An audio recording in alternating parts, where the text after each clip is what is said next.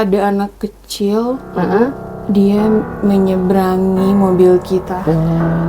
Itu kayak tuyul sih, karena yang lihat terus arahnya tuh dia langsung duduk di bawah pohon gitu.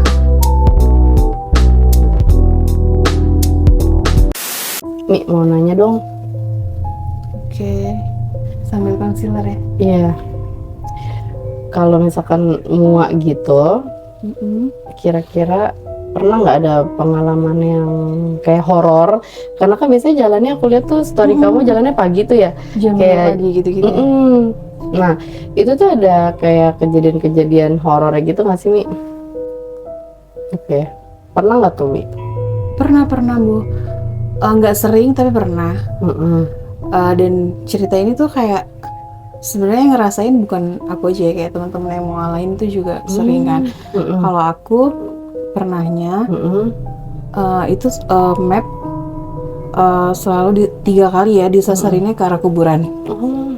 Terus ternyata memang rumahnya ngelewatin kuburan, tapi kayak kenapa harus ke kuburannya gitu ya? Tapi ada akses selain kuburan? Nggak ada. Oh, oke. Nggak ada. Nah yang terakhir tuh yang di Tangerang, rumahnya bener-bener di belakangnya kuburan, tapi kayak kita harus bener-bener kayak ke depan kuburannya gitu. Harusnya kan diarahinnya ke perumahan kan, kayak gitu. Terus Tapi pada saat diarahin ke kuburan nggak ada kejadian mistis? iya, di dalam kompleknya itu ada anak kecil, dia menyeberangi mobil kita. Di Tangerang itu? Wow. Itu kayak tuyul sih, karena yang lihat suamiku. Suami kamu padahal nggak bisa ngelihat gitu-gitu ya? Gak bisa, dia orangnya ya logik banget. Dia nggak bisa lihat. Terus Selain suami kamu siapa lagi yang lihat? ada nyokap, almarhum nyokap. Jadi suamiku sama nyokap tuh ngelihat dia kayak ngelewatin mobil kita. Terus arahnya tuh dia langsung duduk di bawah pohon gitu, duduk jongkok. Si T itu? Iya, nah kita kan nggak ngeliatin lagi ya dia arahnya kemana. Nggak tahu dia habis itu dia kemana. Itu di dalam komplek itu yang ada kuburan. Tapi teman-teman aku banyak yang merasakan aneh-aneh lagi gitu. Kayak gimana tuh biasanya muak-muak? Soalnya mereka jalannya emang subuh banget ya. Iya, subuh-subuh banget. Kayak diketawain ada. Di mobil, di kamar hotel, di lift atau Di mobil yang pasti. kayak ada yang Terus ngikut ya? apaan Bu? Kayak ada yang ngikut gitu maksudnya? Oh, kirain di sini. No. Maksudnya ngikutin dia berarti ya? Kayaknya juga mungkin jam-jam segitu jam-jamnya mereka nggak sih Bu? Jam berapa sih biasanya paling pagi? Jam 1 tuh 12. ada yang jalan jam 1. Berarti acaranya jam 8? Oh iya, kalau akad sih tetap jam 7 ya. Ya jam 7 jam 8. Ada aku pengen cerita nih tentang ujian pernikahan. Ada yang kesurupan-kesurupan. Pas nikah ada yang serupan? Ada Bu. Tapi bukan Gimana? kejadian di aku ya. Oke, tapi pernah dengar kan? Pernah, itu Kayak mana teman tuh? aku yang cerita. Jadi kayak ada yang dia dikirim lah dari mantannya. Yang kayak ya itu yang percaya ya Bu ya. Jadi makanya orang-orang itu tuh suka dijaga ya, dipagerin ya. Gue tuh pernah makeup ya. Aku pribadi aku pernah makeup. Itu di bawahnya udah banyak kayak bunga, terus something wangi-wangi. Ntar ada yang kayak dijagain kayak ibu-ibu gitu lah di depan bunganya gitu. Apa sih yang kayak namanya? kemarin Ali sama Al ada yang niup-niupin apa gitu? Kayak gitu-gitu nggak sih dukunnya? Percayaan ya? Iya, katanya supaya pengantinnya itu tidak diganggu oleh makhluk-makhluk, Bu. Tapi aku ada pengalaman juga tuh diganggu makhluk.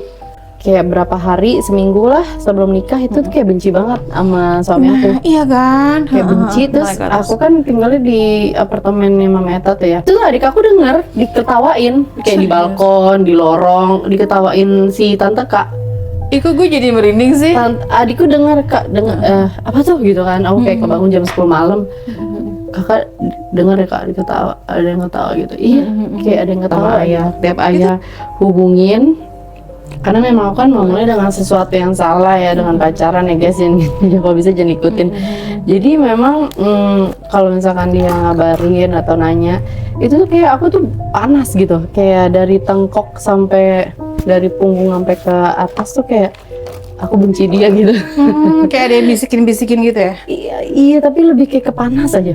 Lihat bawah. Bergetar gitu kalau tiap kali dia WA apa kayak benci banget. Kalau bisa nggak sih nggak jadi gitu, kayak ada kepikiran kayak nggak jadi aja deh gitu, ribet gitu. Iya, iya, iya. Kayak ngerasa sendiri, ngurusin apa kan capek ya kondisinya kan. Jadi kayak serba salah aja gitu. Dan iya disitulah harusnya jangan terlalu komunikasi banget gitu. Kalau bisa komunikasinya lewat saudaranya atau koordinasi, jangan kalau capek ya bilang minta tolong sama saudara, sama adik atau sama siapa. Jadi kamu jangan sendirian gitu. Iya, makanya banyak suka yang sakit juga sih, Bu. Si Karena kan ngerasa ngerjain sendirian ya. Sakitnya tuh nggak jauh-jauh, dia lambung, ya kan? Iya, memang butuh bantuan orang sih, Bu. Karena tuh kita kayak diganggu bener. Jadi dibikin bimbang kan? Iya, dibikin capek, dibikin kayak sendirian, dibikin kayak ngerasa nggak ada yang ngertiin. Ya pokoknya gitu lah. Apalagi dulu kan luka batin banyak ya, Say. Jadi kayak bawaannya mau marah aja.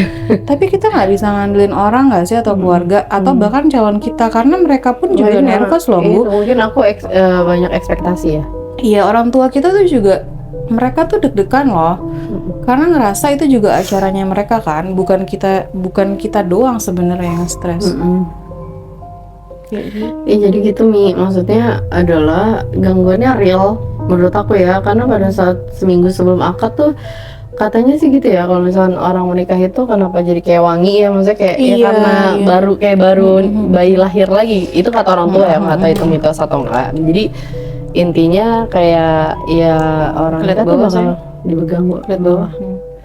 Iya, makanya kan kayak nggak boleh keluar ya, banyak yang kejadian dia kecelakaan kayak gitu-gitu, meskipun memang takdir itu Allah ya. Yang sebelum nikah kecelakaan gitu baik banget. Iya, jadi emang gangguan sebelum nikah tuh real sih. Karena kan ibadah seumur hidup ya, Bu ya. Iya, karena kan kayak mereka paling benci pernikahan dan paling cinta nggak perceraian. Perceraian itu tuh kayak udah tahta tertinggi buat mereka. Dan kalau ada yang berhasil bikin cerai orang, siapa namanya, si iblis tuh ngasih singgasananya ke setan gitu. Karena mereka paling suka sama perceraian tuh, menurut mereka paling berhasil. Kalau bikin orang ngebunuh, zina itu kayak biasa aja buat mereka. Iya, makanya setan yang dikirim ke rumah tangga itu kan yang dia itu udah istilahnya jenderalnya setan. Iya nggak sih? Udah yang paling tertinggi, dia yang dikirim untuk merusak pernikahan itu sendiri. Lu bisa nggak? Jadi emang ujian sebelum nikah tuh emang real ya, banyak ya. Karena setannya itu ya udah general yang turun ya, Mbak. Bahkan yang kamu bilang kan ada yang kesurupan. Itu banyak banget. Ya jadi ya dan mereka jadi kayak lupa makan. Karena banyak pikiran kan. Intinya pintu masuk setan terbesar itu kan di kesedihan ya. Ketika mau nikah lu sedih banget, itu gampang banget dimainin perasaannya sama mereka. Dia kayak masuk ke dalam sel-sel darah kita loh, Bu. Kalau ada ayat apa sih ngebahas itu ya, setan itu masuk ke dalam. Itu emang mereka itu kan bentuknya kan sel tubuh kita kan bentuknya terbentuk dari atom kan, dari banyak atom kan. Nah, mereka juga kan energi. Nah, mereka memang bisa masuk sampai ke aliran darah gitu. Iya, mereka tuh energi dan kayak amarah kita itu makanannya mereka ya, Bu. Iya, dia ngikat emosi. Iya, itu serem banget ya. Ngikat emosi kita banget.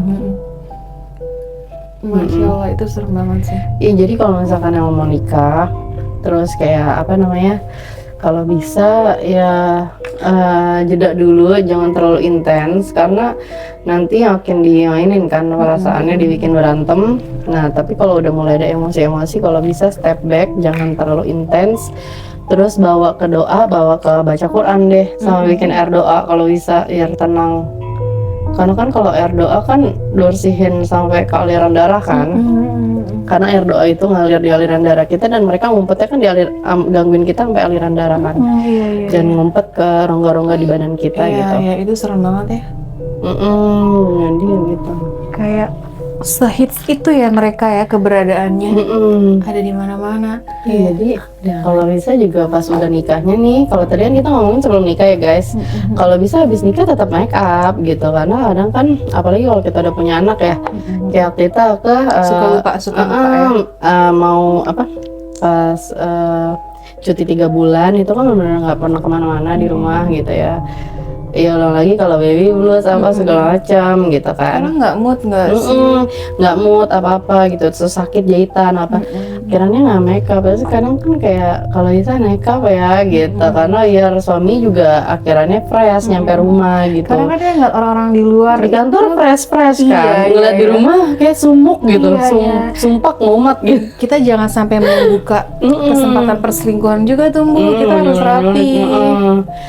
Iya, jadi kalau kata ulama bilang kalau bisa apapun yang ada di ini ya, di ani-ani di apa sih WTS ya, yang ada di WTS kalau bisa di istri juga harus ada. Ada tuh dalam artiannya rapihnya, wanginya, make upnya segala macam guys gitu. Jadi dia udah nggak nyari lagi di luar akhirnya. Kalau bisa juga nyambut tuh.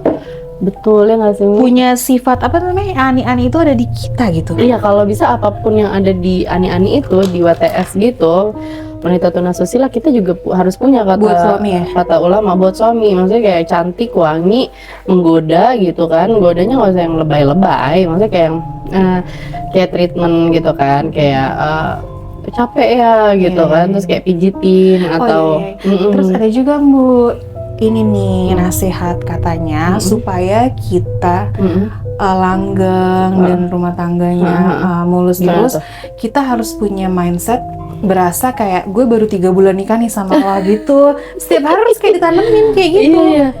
Bahkan di barat itu ada buku, ada tulisannya Why I Marry a Whore or Bitch gitu ya. Nanti aku kasih tau ada bukunya kayak gimana. Jadi kenapa si cowok-cowok ini marry a whore or bitch? Karena mereka menggoda, mereka nggak dapat itu dari suaminya, istrinya. Nah, mereka nggak dapat itu dari istrinya dijutekin, dimarahin, diteriakin, dibenci rasanya gitu kan, disalahpahamin terus, serba salah. Sedangkan ketika mereka balik ke whore itu, ke bitch itu ya mereka disambut gitu loh dengan pelukan, perhatian, kasih sayang, kata-kata yang manja manis, yang memanjain gitu kan, yang istilahnya di peluk lukanya gitu. Nah itu harusnya itu ada di istri kayak gitu. mencari nyaman. Jadi, ya dia. Kenapa kita masih galak sama suami kita? Kenapa kita masih gengsi sama suami? Itu kan suami kita gitu kan. Jangan sampai nanti kadang kita kadang gengsi benar-benar. Yang ada takutnya nanti malah pas udah lepas malah kita baru nyesal gitu kan, nauzubillah menjalik gitu. Bikin tuh suasana kayak pacaran lagi yang kata Umi bilang tadi, kalau bisa anggapnya 3 bulan. Baru 3 bulan, benar-benar. Itu ngaruh sih katanya Bu.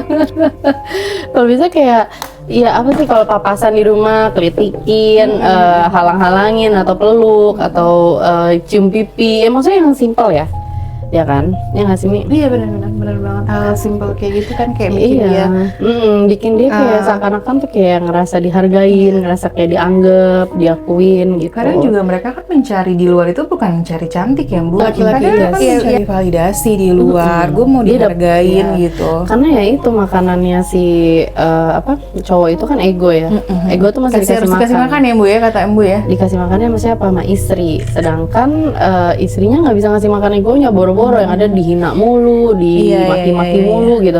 Akhirnya dia cari makan egonya itu dari luar, yaitu dari si para itulah ya, para ani-ani itu yang muji-muji dia akhirnya buat menuhin egonya gitu kan. Jadi sayang aja sih guys, ya nggak sih Mi?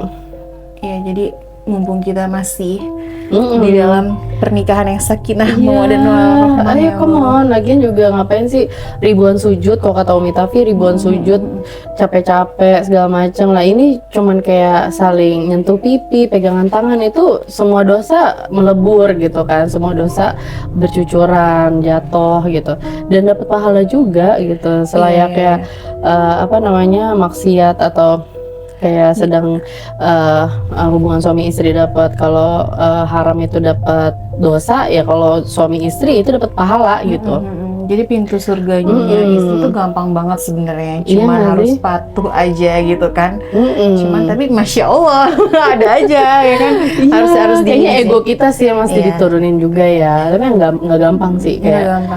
Iya, masa gue mulu rata-rata gitu. Bener kata Ambu, kayaknya itu kita memang harus mencintai diri sendiri dulu kan. Jadi kalau kita udah sayang sama diri sendiri, kita bisa menerima kekurangan pasangan kita nggak sih? Iya, yang nggak kita dapetin.